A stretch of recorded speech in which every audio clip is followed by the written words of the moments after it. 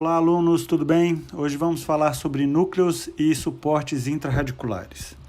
Bem, a definição de núcleo seria qualquer plataforma para eventual restauração definitiva de dentes estruturalmente comprometidos, tanto dentes vitais quanto dentes não vitais. Qualquer remoção de estruturas de dentina prejudica a resistência de um dente, então temos que fazer de forma bem racional esse preparo para receber um núcleo.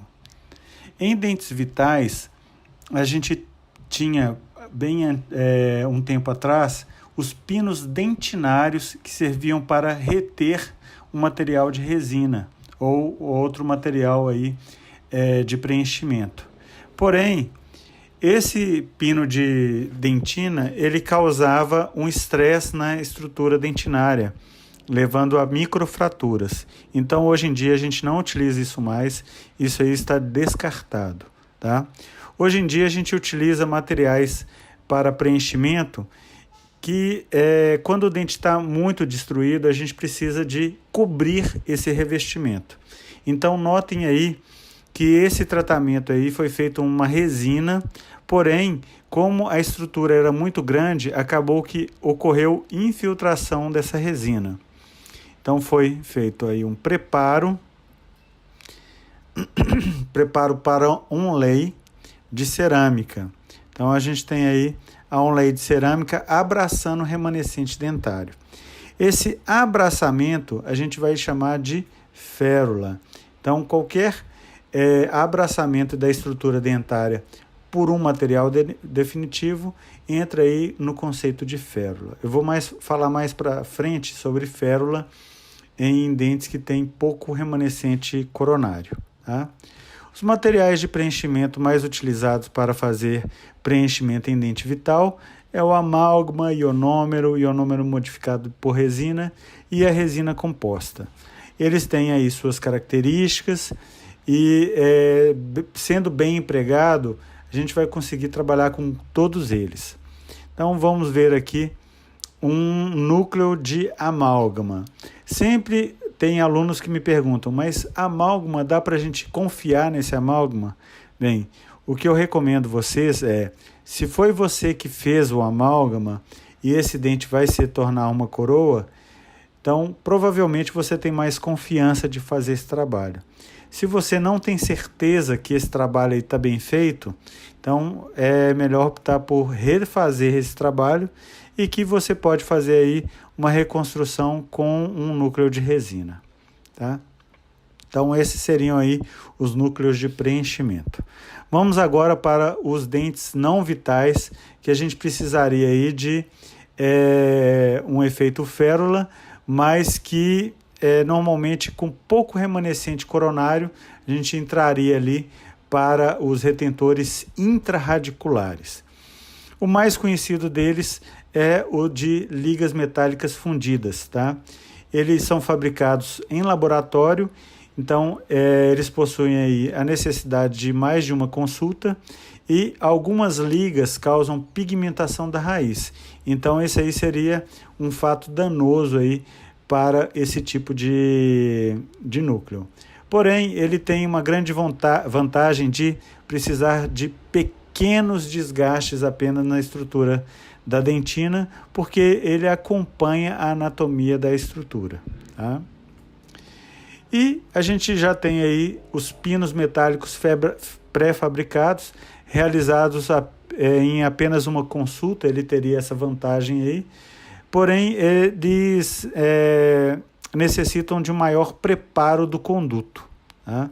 Então a gente tem que adequar o conduto ao pino, e isso acabou se tornando uma desvantagem muito grande para os pinos intrarradiculares pré-fabricados. Tá? Hoje em dia são pouquíssimos lugares que a gente encontra esse tipo de pino. Então, continuando aí, a gente tem também os pinos cerâmicos, tá? Que tem uma grande vantagem de ser bem radiopacos e bem resistentes. Porém, eles estão caindo em desuso porque eles são quase impossíveis de serem removidos do conduto, tá? Tornando aí um retratamento se tiver alguma necessidade de retratamento, algo quase impossível de ser conseguido, tá? Então, hoje em dia a gente não utiliza mais pinos cerâmicos. Os mais conhecidos hoje em dia são os pinos de fibra, e a gente tem 3 tipos. Tem o de carbono, o quartzo e vidro, né? As fibras de carbono, fibras de quartzo e fibras de vidro. Eles têm boa resistência à fadiga e corrosão, menor módulo de elasticidade comparado com o metal, são de fácil reparo, fratura normalmente ocorre entre o pino e o cimento e não na raiz, algo que era mais comum acontecer nos pinos fundidos, que o dente fraturava. Aqui é mais fácil ter a fratura do pino, tá? O pinos de quartzo e de vidro tem melhor adesividade, e o pino de fibra de carbono, ele acabou entrando em desuso porque ele não tem aí uma boa adesividade e ele também é escuro, não sendo indicado aí para áreas estéticas.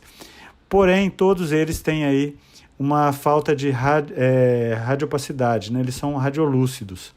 Alguns fabricantes utilizam um filete metálico no meio do pino para identificar aí no raio-x que existe um pino de fibra de vidro. Então, vamos para as principais características de um núcleo, tá? Um retentor intraconduto. Ele tem que ter pelo menos 4 milímetros de material obturador ali para evitar qualquer contaminação na região mais delicada, que seria ali a área apical, onde teríamos ali riscos de ter contaminação e, consequentemente, ter que ter retratamento dessas estruturas depois do trabalho concluído. Temos que ter pelo menos 2/3 de comprimento dentro da raiz, tá? Do núcleo dentro da raiz ali. Então a gente divide a raiz em 3, 2/3 desse tem que ser o núcleo tem que estar ocupando, tá? Lembrando que essa regra tem que obedecer ainda aos 4 milímetros aí de material obturador. Temos também, idealmente, que o núcleo tem que ser maior ou igual à metade da inserção óssea, tá? Isso porque quando o núcleo recebe forças oclusais, forças mastigatórias, ele vai forçar a raiz que repassa para a estrutura de sustentação, que no caso seria o osso de sustentação. Se o núcleo está bem ancorado dentro do remanescente ósseo, tudo bem. Se ele estiver fora, provavelmente vai fraturar ali a raiz. Isso é visto numa radiografia como essa, onde a gente delimita aqui o nível ósseo e vocês podem ver que o núcleo está fora do osso, não está obedecendo todas as outras características aí de manter 4 milímetros e muito menos aí ocupar 2/3 da raiz. Outra coisa que a gente pode observar é o diâmetro do pino.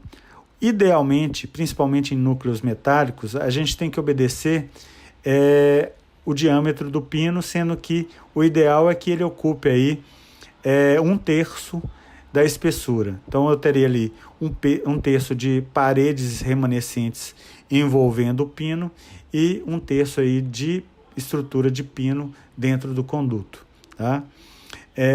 Lembrando que deve ser acompanhada a anatomia do dente para evitar ali fragilizar a raiz, tá? Quando a gente não obedece essa regra, a gente tem às vezes dentes muito robustos e paredes circundantes frágeis. Quando tiver a força mastigatória, eu vou ter ali fratura e às vezes essa fratura é próximo do ápice do dente, causando aí a perda dentária. E quando a gente tem ali remanescentes dentários robustos e é feito menos de 1 milímetro de estrutura metálica, eu vou ter ali a movimentação no ato das forças musculares ali, mastigatórias, a movimentação e empenamento do núcleo metálico. Vamos falar um pouquinho sobre a férula, então.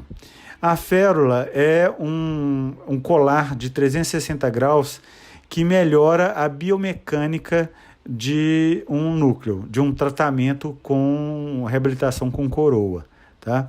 Então a gente vê aí do lado esquerdo uma raiz sem férula e do lado direito aí 3 tipos de férula. Quanto maior a quantidade de remanescente coronário, melhor vai ser a férula, tá? Então observem aí que a férula vai ter ali a coroa abraçando tanto o remanescente de dente, que é o colarzinho de 360 graus, quanto a estrutura do núcleo. Isso aí serve tanto para os núcleos fundidos quanto para os núcleos pré-fabricados, tá? Então, ele previne aí fraturas verticais das raízes e também evita o efeito de cunha provocado aí por qualquer tipo de núcleo, tá? Vamos falar por último aí dos núcleos anatômicos. Então, os núcleos anatômicos são aqueles feitos para dentes que têm perdas grandes aí de coroa e o conduto está muito alargado. Então, eu iria preparar primeiro o conduto com uma broca largo, tá? Tá aí a broquinha sendo preparado o conduto, tá? Esse conduto, então, vai respeitar aquelas mesmas características de 4 milímetros, 2/3 da raiz preparado e o suporte ósseo, tá? Eu vou preparar o pino primeiro com o silano, que é um material de agente de união aí entre o cimento resinoso e o pino. Vou passar adesivo no pino e fotoativar, tá?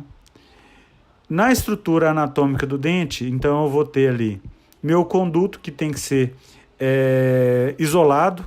O ideal é utilizar um gel hidrossolúvel, como o KY, tá? Então a gente passa lá dentro do conduto esse gel e vai preparar o pino com uma resina de carga. Por isso que a gente utiliza aí uma resina boa, igual a Z350. Eu coloco ali sem fotoativar nem nada e vou dentro do conduto empurrando ali essa resina para dentro. Fotoativo por 5 segundos, vejo se o pino copiou o conduto e copiando o conduto eu começo ali a fazer a parte coronária, tá?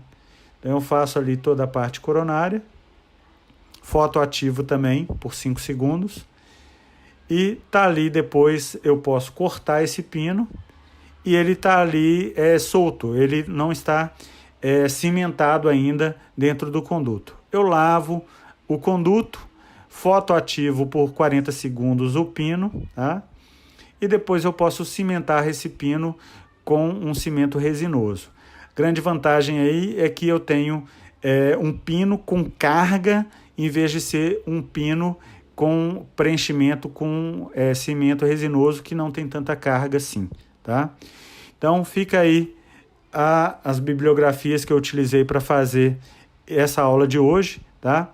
Está bem resumida a aula, espero que vocês tenham gostado. Tchau, tchau, até a próxima.